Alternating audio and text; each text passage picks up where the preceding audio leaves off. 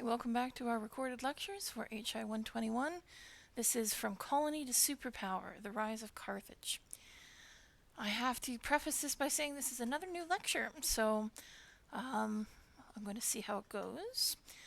Be interested to hear what you guys think of it if you have a chance. I'm always wondering, should I keep new topics?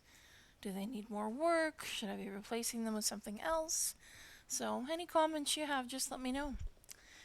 Alright, so Carthage. What we're going to be looking at today is early Carthage, hence the rise of Carthage. I think if you want to learn about the Punic Wars, you are better off taking the Roman World course, where you would look at them in more depth. So what I want to focus on now is Carthage's early history, and how it came to play the role that it did in Roman history, even if we're not going to go all the way into the Punic Wars. So the problem with Carthage, of course, is that primarily we see it through Roman eyes, which are highly, highly biased. I will give you an example. Silius Italicus was a poet of the 1st century AD, wrote an epic work called the Punica that looked at the Second Punic War and depicted Hannibal as basically thirsty for Roman blood. And this is an excellent example of just how Carthage and its people are portrayed in the Roman popular imagination.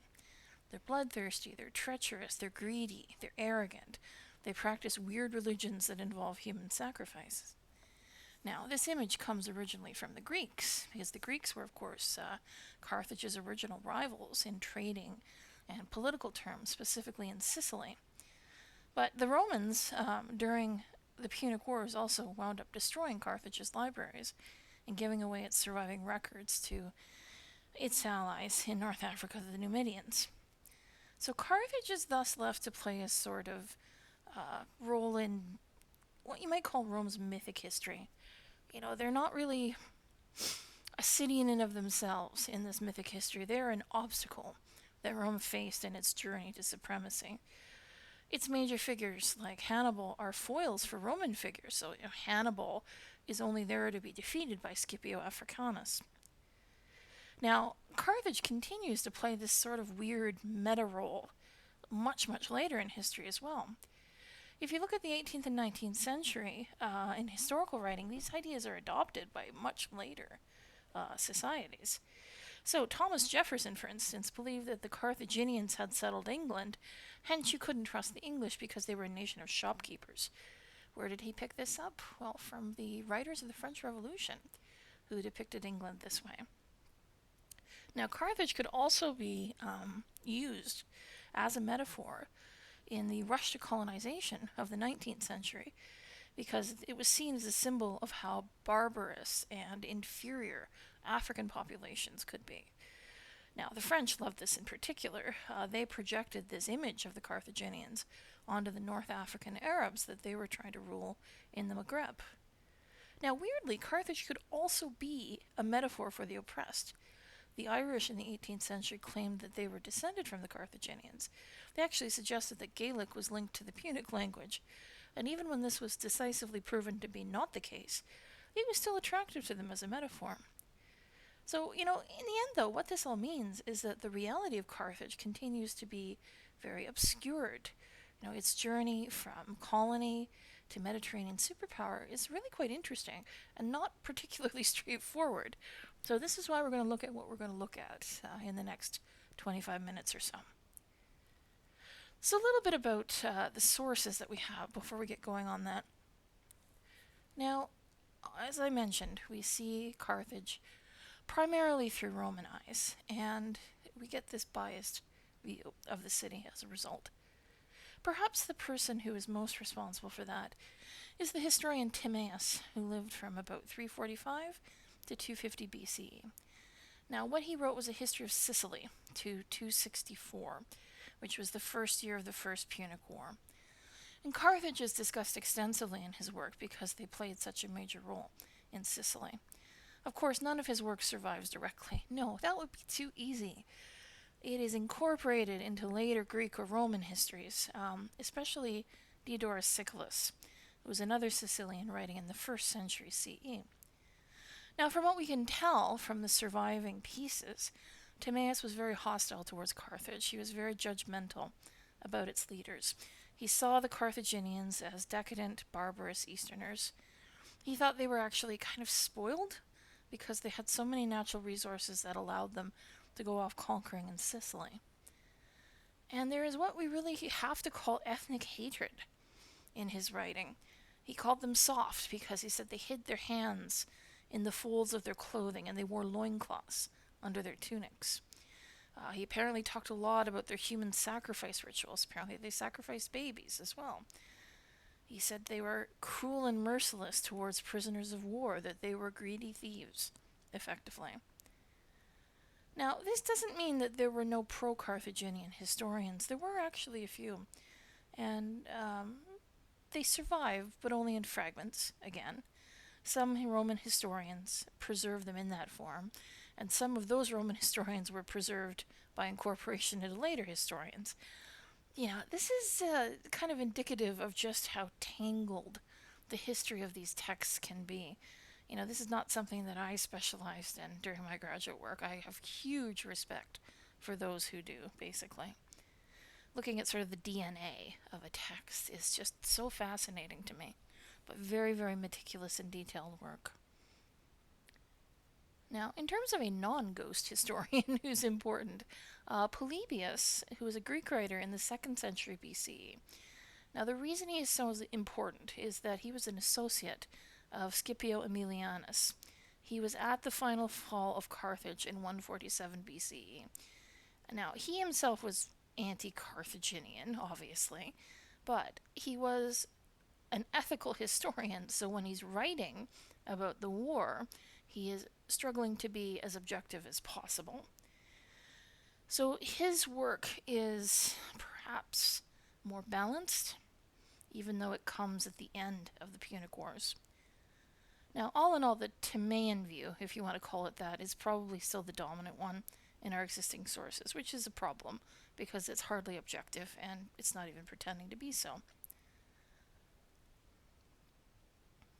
Alright, going back a little bit to some of the stuff we discussed briefly when we talked about the Phoenicians. And now, if you remember, I mentioned that the Phoenicians started to plant new colonies outside the eastern Mediterranean. And this movement really reached its height in the 8th and 7th centuries BCE. And this is roughly at the same time that the Greeks are doing the same thing, so of course they become rivals. Now, the Phoenician expansion was at least partially spurred by the need to keep their new Assyrian overlords happy by expanding trade and continually bringing in profit. And Tyre was the city that was in the lead of this wave of colonization. So to give you an example, they settled in Sardinia on the southern and western parts of the island, and they tended to pick areas that were similar to the terrain of other Phoenician cities, so islands, promontories, peninsulas. They liked to find natural harbors because the goal of these settlements was to ship metal ores and agricultural products out through the port. Now, these were Phoenician settlements. They were not inhabited by the Nuragic people, who were the original people of Sardinia. Now, the Nuragi did, however, compete amongst themselves to see who was going to be the ones to supply the Phoenicians with the raw materials they wanted. And Sardinia is really a stepping stone to the Western Mediterranean, and specifically to one particularly important location. At the time it's called Tartessus, which is the region in southern Spain that corresponds to modern-day Andalusia. And it is very, very rich in silver.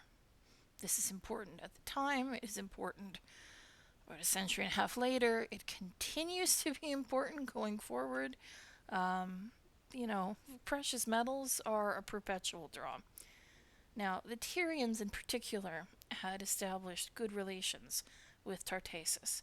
The Tartessians mined and processed the ore, and the Tyrians would ship it back to the Levant as ingots. We actually have in one archaeological site, one of the Tartessian ports, huge smelting furnaces that have been found. Now, obviously trade has to flow both ways, so on their way into Tartessus, they are shipping in luxury goods for the local elites and then shipping back metal.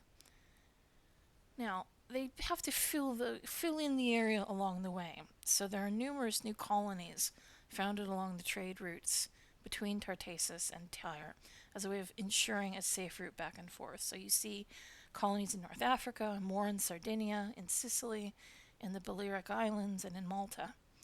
And, the other goal here, of course, is to lock the Greeks out of the metal ore market.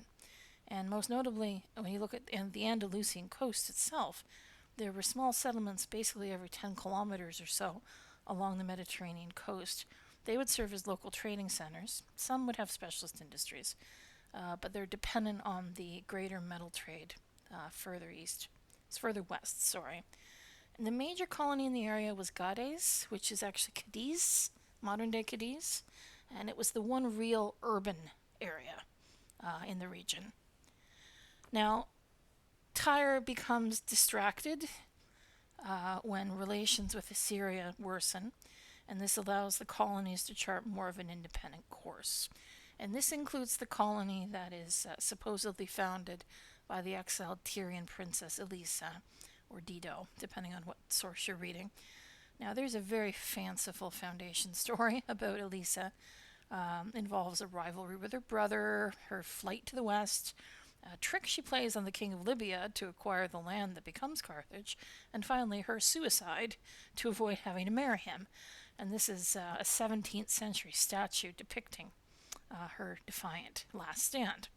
It's all very tragic and very silly, and really what it does is it emphasizes the Carthaginians and how they're treacherous and tricky, which again, it's a Greek story. So we got to keep that in mind. Now, certainly though, as I mentioned at the Phoenician lecture, there was a strong tie between the new city, which if you recall was originally called Carthage, and Tyre itself. But let's move past that and get into Carthage's actual history.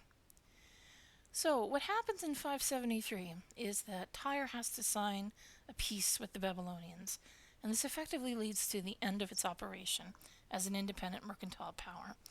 This actually sends the Phoenician colonies in the west into an economic crisis. It is partially because of the loss of the trade routes, but also because the value of silver collapses. What had happened is that simply there had been too much silver sent east. The market was glutted.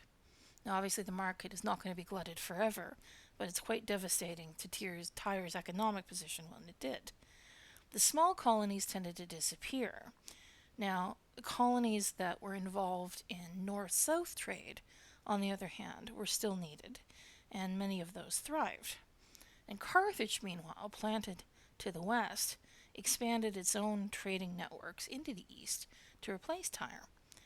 Now, there is sketchy evidence suggesting that they actually attempted to conquer the Tartessian kingdoms, but most of it comes from after the Punic Wars, so we can't really trust it. I mean, there's no actual independent evidence, like no archaeological evidence, for Carthage becoming imperialist in this period. Now, something they did do in this period is that they expanded inland. But there's a point to that. They're not just taking territory for the sake of taking territory. What they are doing is trying to ensure that they can provide their own foodstuffs so that they're not having to ship as much in. And there's archaeological evidence for an incredibly varied diet in this period in Carthage. Carthage soon becomes an agricultural power. There is actually a Carthaginian writer, Mago, who apparently had basically created an agronomist's Bible. We know that copies of it were brought back to Rome after the fall of the city, but unfortunately it survives only in references in other texts. I mean, he wrote on apparently just this dizzying variety of agricultural topics, so trees, fruit, viticulture, so how to grow wine grapes, animal husbandry, proper fertilizers, grafting of plants, irrigation as well. Now, one other thing that Carthage does in this period is that it explores the Atlantic coast, and it does so northward. It visits Gaul, Britain, and Ireland. It also does it southward, and there is some suggestion that they get as far south as the Niger Delta. Now, the evidence for the more distant parts of these voyages is not robust, but it's not easily dismissed either. Certainly there is evidence, strong archaeological evidence, for Carthaginian settlements on the Atlantic coast of Morocco, for instance. We know that when they stayed there, they were pickling and salting fish. They would pack it up in Punic-style amphorae and then ship it east. Now, some historians have suggested that we actually see the development of a Punic Mediterranean in this period, but that really got kind of watered down pretty quickly because it's very obvious that there's no single unitary culture that you could call Punic. If anything, it's one that's made up of kind of loosely associated microcultures. So they have similar religious practices, art, architecture, but there's a lot that's different. And remember, we're talking about the Phoenicians here. They were never big on centralization to begin with. Now, conflict does begin to emerge when the Greeks continue their expansion into the central and west Mediterranean. And this actually causes the Carthaginians to ally with the Etruscans as a way to try and achieve a sort of strategic balance.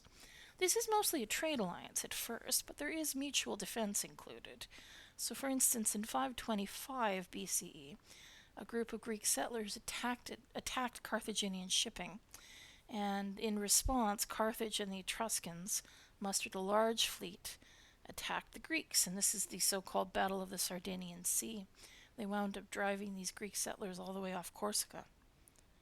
Now, Carthage also signs another treaty with a certain up-and-coming Latin city in 509 BCE. Basically, Rome agreed, for the time being, not to sail past a certain spot on the Tunisian coast and to be aware that they would be watched if they did. And Carthage agreed that it would not mess around with the Latin cities or build forts anywhere too close to them. Now, to the Carthaginians, this was probably just another treaty. To Rome, it was important because they were being recognized for their increasing importance.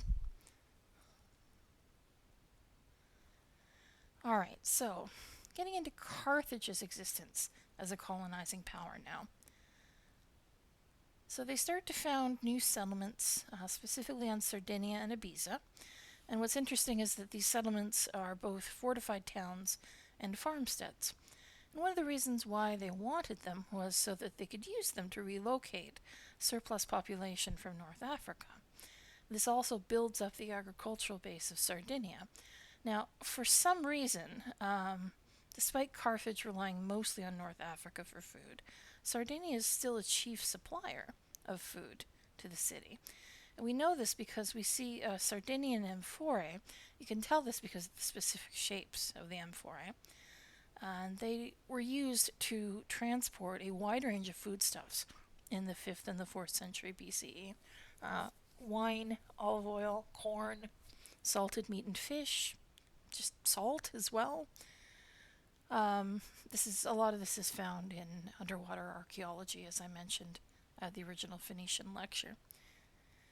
Now, we know that there were close ties between Carthage and these new Punic cities, including honorary citizenship of Carthage for the elites. There was no provincial administration, however. These Punic cities appear to have been independent, or at least autonomous. I mean, they are, again, still Phoenician. Central government, not really a thing for them. Now, obviously, the colonization is not a good thing for the local neurogic inhabitants on Sardinia either. They are pushed further into the north and the central mountainous area. So, to that point, everything's pretty much okay. The Carthaginians really should have stayed out of Sicily. I mean, I say that, and there was no reason that they would have. You can't not get into Sicily when you're trying to establish power in this particular region of the world. But Sicily's like Afghanistan in the 20th century. It's just a morass. Most of their problems came from being involved in Sicily. So, how did this all start? So there was a Greek autocrat, Tyrillius, of the city of Himera, and he was friends with Hamilcar Mago, who was the head of the Maganid clan in Carthage. The Maganid clan was basically in charge of the city at that point, and he called on Hamilcar for assistance. He had been driven out of his city by an attack from Syracuse. And Syracuse is an extremely powerful Greek city on the island. Syracuse's ruler, Galon, who really should be on that slide, I'm not sure why he isn't, was basically moving into his own campaign of expansionism. Galon is Gelon, in case you wanted that. Now, Hamilcar raises a private army made up of some Carthaginians, but also a lot of mercenaries, and he's beaten very comprehensively and killed. Carthage rather desperately settles with Galon. We're told this by Diodorus Siculus, by the way. And in the decades that follow, Carthage actually sort of reorganizes itself, to give a broader spectrum of people more control over foreign affairs. So there's like this senior executive council that develops. The Magonides are still the dominant clan, but some of their power is being taken away from them. Now, Carthage didn't suffer particularly from this defeat on the economic level, and it kept its nose clean and stayed out of Sicily for over 50 years. But in the interim, what happens is that the Greeks basically make propaganda hay out of their victory. Himera is painted as a great victory over treacherous allies of the Persians. Where did this come from? Well, the Phoenicians were vassals to the Persian king. So, they're just all sneaky Easterners, basically. Now, it's not a universal opinion amongst the Greeks, which is really interesting. Aristotle thought that the Phoenicians had a really excellent system of government, and Plato called them a well-ordered state. And actually, Athens does try to make an alliance with Carthage against Syracuse at one point. Now, that said, Carthage doesn't return to Sicily until 410. Sorry, that should be BCE, not CE. We have not jumped forward 800 years. My apologies. I'm not starting this over, but 410 BCE. Thank you. Basically, what happens is that two cities are about to have a fight. And this is the most classic way of getting involved in things you shouldn't, is to come in on the side of conflicts between two cities in this period. So this is Segesta versus Selinus, and Selinus is a Greek city which is allied to Syracuse. The Magonides, of course, had their honor to redeem, and the Magonid leader who was pushing for action was Hamilcar's grandson, Hannibal Mago, otherwise not the famous Hannibal. He was put in charge, however, of the expeditionary force to Sicily. Basically, it looked like the two great powers were due to collide, but Hannibal took down the walls and then the defenders of Selinus in some very savage fighting before Syracuse could get there to intervene. They moved on to Himera, which evacuated as many of its citizens as it could on Syracusan ships, and then sat and defended their city and waited for the fleet to return. It never did, so Hannibal took the city. And Timaeus claimed that he was horrible to both cities. He actually razed Himera to the ground and slaughtered prisoners, and then paid off his army and went home. Now, what's interesting is that, he was using mercenaries, and so the use of mercenaries in such numbers in this case meant that Carthage for the first time had to produce coinage in order to pay them. And, what he had done in Carthage was nicely destabilize the island, and this opened the door for more military intervention. They were actually kind of successful at first in forcing Syracuse to accept their control over the Punic areas of the island and even to pay tribute on a yearly basis. But all of this is almost immediately undone again by a new tyrant in Syracuse. And when I say tyrant, I mean he's an autocrat, basically. And he was called Dionysius. He took advantage of a plague in Carthage to strike at its settlements on Sicily. The army that was sent to try and counterattack actually fell victim to what we think it was typhus. It tried to buy its way into a settlement with him, but was attacked by Syracusan troops that didn't know anything about the deal. Only a couple of ships apparently made it home again to Carthage. So this is the end of the Magonid family's dominance in Carthage. This led to more administrative reforms in the city, more complex state apparatus developing, because Carthage is really realizing that autocratic rule is not the way it wants to go. This is damaging. Look at what's happened when they've faced people being led by autocrats. Now, Carthage continued to fight Syracuse for years until a treaty was signed in 373. It's sort of an endless war, though. There's no real lasting security possible. And actually, the leader of the new faction in Carthage, the ones that basically replaced the Maganides, Hanno, actually tried to overthrow the Carthaginian constitution. And he actually tried to create a slave rebellion. Now, he was captured and crucified, according to Greek sources, and all of the male members of his clan were executed. Possibly an exaggeration, but certainly it's the end, the permanent end, of Carthage being controlled to any degree by one clan. But they are too enmeshed in Sicily to withdraw at this point, and Greek historians by then have started to talk about Carthage's territory in Sicily as an exarchate, basically an imperial province, and it's painting Carthage as expansionist and hence a threat. Now, something that the Carthaginians do that is terribly intelligent, they managed to avoid being targeted by Alexander the Great, despite having those ties to Tyre. And to be fair, the way they managed this was more or less because Alexander was interested in going east, and he basically told Carthage, "You just sit over there, I'll be back for you." Likely he would have come to deal with them, but he didn't get the chance. Now, that being said, after Alexander's death, of course, there are many would-be Alexanders. Some of them are more famous than others. Some of them had, much greater impact on the Mediterranean world than others. You think of Ptolemy, for instance. But there are also kind of mini Alexanders, or mini would-be Alexanders, that pop up. And one is Agathocles of Syracuse. He becomes its ruler, and he uses war with Carthage to consolidate his reign. Now, he paints himself as the western heir to Alexander, who's fighting against the barbaric Easterners. And he was smart because he understood what was going on with Carthage and its troops in Sicily. He knew they didn't have a good relationship with any of its Sicilian generals because the Sicilian generals for Carthage relied so heavily on mercenaries.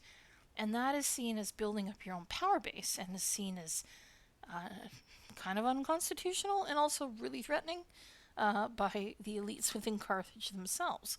I mean, functionally speaking, the army in Sicily is basically autonomous, and that's worrisome. What happens if they decide to become completely autonomous? Or worse, what happens if they decide to come home? How would they ever be stopped? So what Agathocles does, is he pulls one general, Hamilcar, into a plot, and he convinces Hamilcar to support him with troops to get rid of his political opponents within Syracuse, and in return he would give him a favor later. Heavily implied, I will help you do the same thing later on. Now, Carthage is getting really kind of freaked out at this point. Probably would have recalled Hamilcar and done something terrible to him if he hadn't died before they could do that. Now, he was succeeded by another Hamilcar, and basically every second person in Carthaginian history is called Hamilcar or Hannibal. It's very confusing. Basically, this Hamilcar is a little bit more focused. He manages to isolate Syracuse and Agathocles, and now, on one hand, yay, good for you, Hamilcar, good show. On the other hand, not a good show at all, because what it does is it provokes Agathocles into saying, okay, well, all I can do now is get my troops together, go to North Africa, and attack Carthage itself. He does so intending to ally with the Libyans, like the local enemies of Carthage. He slips through the naval blockade, and he lands only about 110 kilometers from Carthage itself. And his campaign is actually quite successful. He defeats the best of the Carthaginians at-home generals in the field. And back in Sicily, Hamilcar dies and the army fragments into many different warring factions. Agathocles actually has Hamilcar's head sent over and displays it. So he's kind of like descending fully into his Alexander complex at this point. He seeks out other allies. So, for instance, he signs an alliance with the ruler of Cyrene, but then kills him and takes over his city and his army. So this is a real problem. And meanwhile, bad stuff is happening in Carthage itself. The general Bomilcar stages a coup, and again, he has ambitions of becoming an autocrat. But it's undone when loyalist troops somehow manage to get the high ground in the city and start sending, well, they call it missiles in the one source, but who knows what they're throwing at him. Basically, they pin them down and they have to surrender. The rebels themselves are given amnesty, but Bomilcar is killed for his crimes against the Constitution, which is something that really, logically speaking, makes a lot of sense, but which is depicted as treacherous by the Greek writers. Like, really? What were they supposed to do with him? I've never really gotten that, really. Now, Agathocles has to return to Sicily because he finds out that some of his vassal cities are declaring independence, because he's been in North Africa for a while at this point. He leaves his idiot son to command the army. Stress on idiot there. And the Carthaginians take the opportunity to get a little bit more clever with their strategy. Now, even a returning Agathocles can't manage to stave off defeat, and he winds up running, leaving his army and his two sons behind. Now, the Carthaginians give the army very easy terms. It's actually kind of amazing. They say, all right, anybody who wants to join up with us, please feel free. We'll pay you. Anyone who wants to go home to Sicily, we will take you back to one of our Punic cities there and give you some money to get on with. And anybody who's really uncooperative, they did actually force them to work to restore the lands that they had raised during the fighting. This is very generous. I mean, basically they pay them off to, not be an annoyance. And actually, there is a treaty that they signed with Agathocles himself.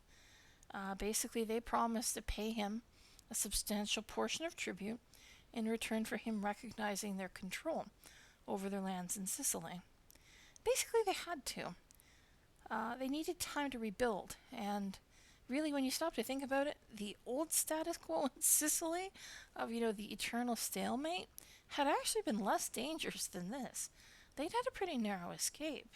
He had been very close to taking Carthage.